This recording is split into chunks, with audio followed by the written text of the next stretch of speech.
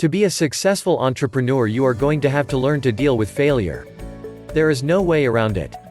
Thomas Edison tried over 10,000 different experiments before he finally demonstrated the first incandescent light bulb on October 21, 1879. Bill Gates' first company, Traf-O-Data, was a failure. Michael Jordan was once quoted as saying, "I've missed more than 9,000 shots in my career. I've lost almost 300 games. 26 times I've been trusted to take the game-winning shot, and missed. I've failed over and over again in my life. And that is why I succeed.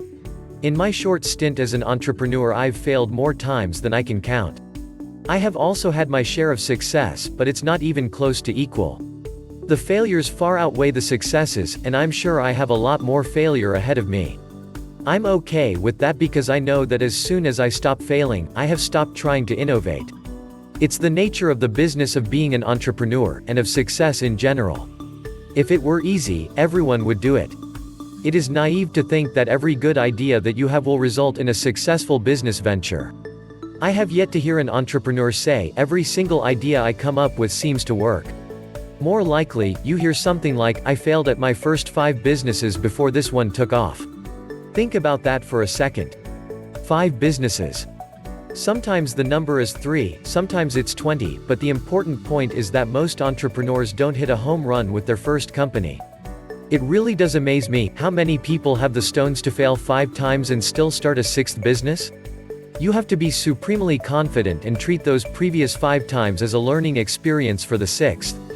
And if number 6 fails, you have to do the same and move on to number 7. In my opinion, the most important thing is how you deal with failure. Once you accept that it's inevitable, you are able to learn from your mistakes and move on.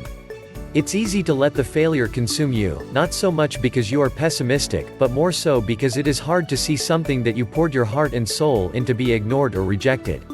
As soon as possible, you need to come to the realization that your business is what they are ignoring or rejecting, not you. The sooner you do that, the sooner you can objectively analyze why you failed and learn the things necessary for improvement in the future.